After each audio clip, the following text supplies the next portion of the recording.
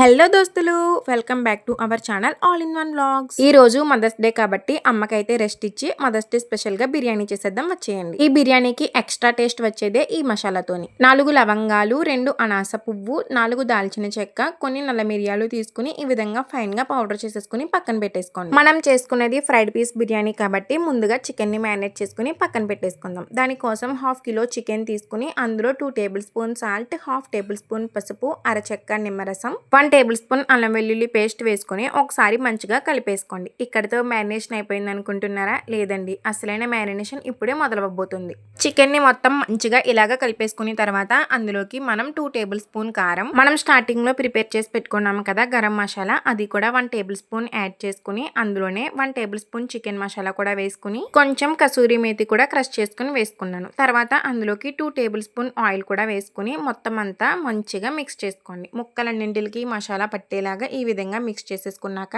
ఒక 20 మినిట్స్ పాటు ఈ మ్యారినేట్ చేసి పెట్టుకున్న చికెన్ ని ఫ్రిడ్జ్ లో పెట్టేసుకుని వదిలేసేయండి. ఒకవేళ టైం లేకపోతే కనుక అలానే డైరెక్ట్ గా పక్కన పెట్టేసుకోండి. ఒక పెద్ద సైజ్ టొమాటో తీసుకుని దాన్ని ఈ విధంగా ప్యూరీ చేసుకుని పక్కన పెట్టేసుకోండి. చిన్న టొమాటోస్ అయితే 2 తీసుకోండి. నెక్స్ట్ స్టవ్ మీద ఒక కడాయి పెట్టుకుని అందులోకి 3 టేబుల్ స్పూన్ ఆయిల్ యాడ్ చేసుకుని సన్నగా తరిగి పెట్టుకున్న ఆనియన్స్ యాడ్ చేసుకుని అవి గోల్డెన్ బ్రౌన్ వచ్చే వరకు మీడియం ఫ్లేమ్ లో బాగా ఫ్రై చేసుకోండి. అందులోకి 1 టేబుల్ స్పూన్ అల్లం వెల్లుల్లి పేస్ట్ వేసుకుని ఆ పేస్ట్ పచ్చివాసన పోయే వరకు బాగా వేయించుకోండి. నెక్స్ట్ అందులోకి సన్నగా చీల్చి పెట్టుకున్న పచ్చిమిర్చిని కూడా యాడ్ చేసుకుని ఒకసారి ఈ విధంగా ఫ్రై చేసేసుకున్నాక 1/2 టేబుల్ స్పూన్ పసుపు కూడా వేసుకోండి. పసుపు మొత్తం అంతా మిక్స్ అయ్యేలాగా కలిపేసుకుని తర్వాత 2 టేబుల్ స్పూన్ కర్డ్ కూడా యాడ్ చేసుకోండి. కర్డ్ అనేది యాడ్ చేయడం వల్ల ఏంటంటే మనకి కొంచెం గ్రేవీ టెక్స్చర్ అనేది వస్తుంది. కర్డ్ మొత్తం అంతా కలిసిపోయిన తర్వాత మనం ముందుగానే ప్యూరీ చేసి పెట్టుకున్న టొమాటో పేస్ట్ ఇందులో యాడ్ చేసేసుకుని నూనె పైకి తేలే వరకు బాగా మగ్గించుకోండి. టొమాటో ప్యూరీ మొత్తం ఈ విధంగా మగ్గిపోయిన తర్వాత మనం మ్యారినేట్ చేసి ఫ్రిడ్జ్ లో పెట్టుకున్న చికెన్ ని తీసుకువచ్చి డైరెక్ట్ గా ఇందులో యాడ్ చేసేసుకోండి.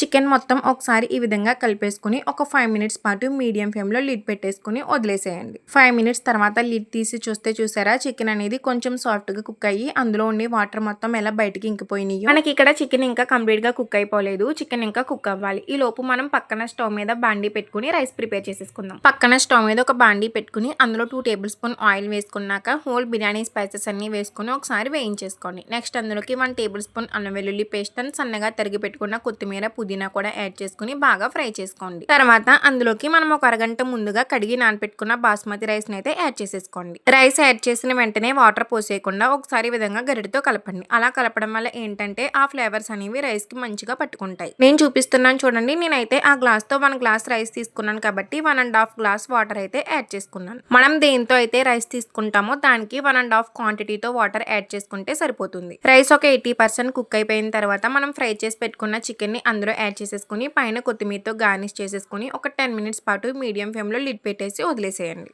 ఇక్కడ లిడ్ అనేది ఎయిర్ టైట్ గా ఉండాలి. సో నేను అందుకే ఇలా కళాయి అయితే పెట్టేసుకుని ఒక 10 మినిట్స్ పాటు మీడియం ఫ్లేమ్ లో వదిలేసాను. 10 మినిట్స్ తర్వాత లిడ్ తీసి చూస్తే చూసారా ఆ అరోమా మొత్తం రూమ్ అంతా వచ్చింది. అంత టేస్టీగా ఉంది బిర్యానీ. మనకి ఫ్రై పీస్ అనేది కొంచెం గ్రేవీతో ఉంది కాబట్టి ముద్దకి ఆ పీస్ పెట్టుకుని గ్రేవీ కలుపుకుని తింటుంటే ఉంది చూడండి. అబ్బా సూపర్ అంటే సూపర్. ఖచ్చితంగా ట్రై చేయాల్సిన రెసిపీ. అమ్మ ఎప్పుడో కానీ బిర్యానీ తినరు, కానీ బిర్యానీని చాలా ఇష్టంగా తిన్నారు. Thank you for watching. Please do subscribe.